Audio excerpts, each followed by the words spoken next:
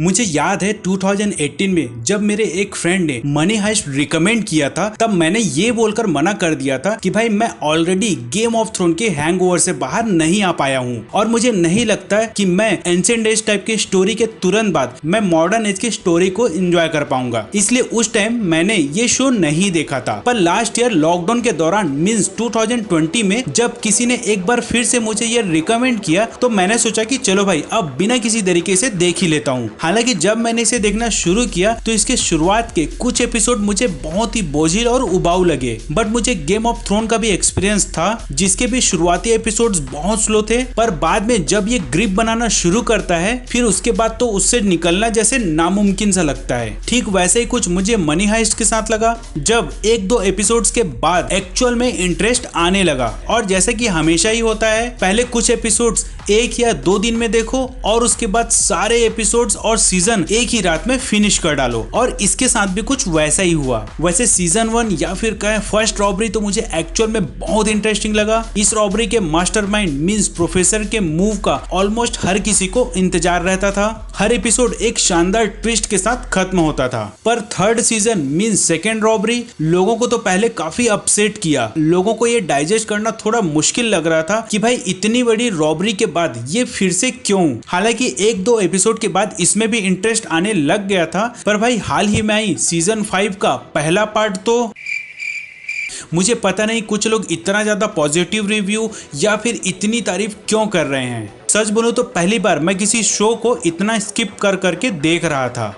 उनके कुछ डायलॉग्स और कुछ सीन्स को तो आप बहुत ही आसानी से प्रेडिक्ट भी कर सकते हैं। हाँ, इसके एक्शन सीन्स, प्रोफेसर का प्लान और थोड़े बहुत सस्पेंस आपको सीजन 5 का ये पार्ट पूरा देखने के लिए मजबूर जरूर करेगा, पर केवल इसलिए क्योंकि आपने अब तक मनी हाइस्ट को बहुत अच्छे से फॉलो किया है। आपको जानना है कि कौन कौन जिंदा बचेगा, क्या ये गोल्ड रॉबरी भी पिछली रॉबरी की तरह सक्सेस होगा या नहीं। उसके अलावा कोई भी चीज आपको इस शो को देखने के लिए मोटिवेट नहीं करेगा। वैसे ऐसा मैं उम्मीद कर रहा था कि हो सकता है सीजन 5 का सेकेंड पार्ट जो 3 दिसंबर को आने वाला है वो ज्यादा इंटरेस्टिंग हो, और शायद इसीलिए इसे स्ट्रेटेजिकली 2 पार्ट में रिलीज किया जा रहा है। वैसे इस शो का ये हाल देखकर मुझे गेम ऑफ थ्रोन का याद आ गया, जिसका 7 सीजन तो भाई अमेजिंग था, पर लास्ट सीजन तो पर फिर भी गेम ऑफ थ्रोन अपने आप में एक कंप्लीट स्टोरी थी। पर उसके लास्ट सीजन में तो ऐसा लग रहा था कि जैसे सब कुछ जल्दबाजी में किया जा रहा है। पर मनी हाइस्ट में तो जस्ट उल्टा लग रहा है। इसमें ऐसा लग रहा है कि सब कुछ बेवजह खींचा जा रहा है जस्ट बिकॉज क्योंकि ये शो लोगों के बीच काफी पॉपुलर है, और इसे इतने जल्दी खत्म करने से बेटर शो रनर्स इसमें जबरदस्ती के कुछ फ्लैशबैक स्टोरी डाल रहे हैं, बेवजह का प्लानिंग, प्लॉटिंग और ट्विस्ट डाल रहे हैं, और उससे भी ज्यादा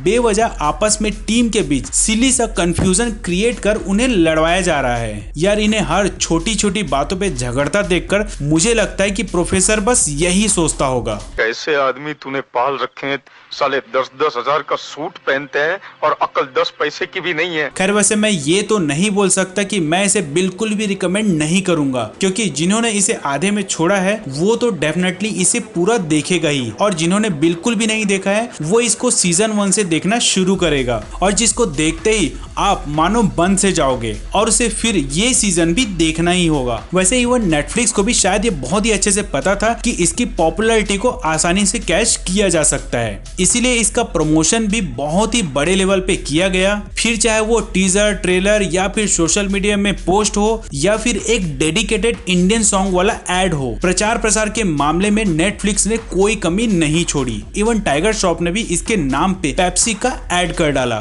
पर भाई इतना हाइप क्रिएट करने के बाद भी इतना एवरेज कंटेंट देना नाम बड़े और दर्शन छोटे टाइप का ही लग रहा था। वैसे मैं एक बार ये मेंशन कर दूं कि ये मेरा पर्सनल ओपिनियन है, ये सीजन मुझे बहुत ही ज्यादा निराश किया, पर अगर कोई हार्डकोर मनी हाइस्ट फैन हो तो हो सकता है उसे ये पसंद आए। अब अगर बिना स्पॉइलर के इस शो का थोड़ा ब्रेकडाउन किया जाए तो ये शो ऑब्वियसली वहीं से शुरू होता है जहां से अलीशा सियरा प्रोफेसर को अरेस्ट कर लेती है, और उस टाइम से ही हमें पता था कि ये घंटा कुछ नहीं कर पाएगी। उल्टे थोड़े देर बाद वो प्रोफेसर का ही ऑर्डर फॉलो करते नजर आएगी, और ये पार्ट भी खत्म होते होते कुछ ऐसा ही होना शुरू हो जाता है। इसी बीच प्रोफेसर के गैर हाजिरी में ये लोग बाहर के आर्मी से नेगोशिएट करने के दौरान गांडिया के नाम पे फिर से आपस में लड़ पड़ते हैं।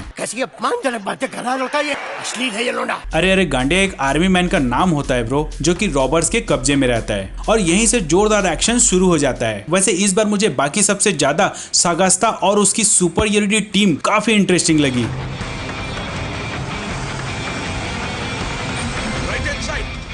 जो आर या पार का मन बनाकर बिल्डिंग के अंदर घुस जाते हैं और कुछ हद तक सफल भी हो जाते हैं। अब कितना सफल होते हैं और कितना असफल होते हैं ये तो भाई आपको ये शो देखकर ही पता चलेगा, क्योंकि इससे ज्यादा बताना थोड़ा स्पॉइलर की श्रेणी में आ जाएगा और मैं स्पॉइलर नहीं देने का प्रॉमिस नहीं तोड़ सकता। तो थोड़ा सा हिम्मत बांधकर आप ये शो देख सकते हैं, चाहे तो बीच बीच में आते टोक्यो एक प्रेम कथा को स्किप कर सकते हैं और ना करो तो आपकी मर्जी। पर फिलहाल तो मैं आज का ये वीडियो यहीं स्टॉप करना चाहूंगा दोस्तों, ताकि आप लोगों के लिए अगली वीडियो रेडी कर सकूं। तो मिलते हैं दोस्तों अगले वीडियो में, तब तक के लिए bye bye, take care and stay safe.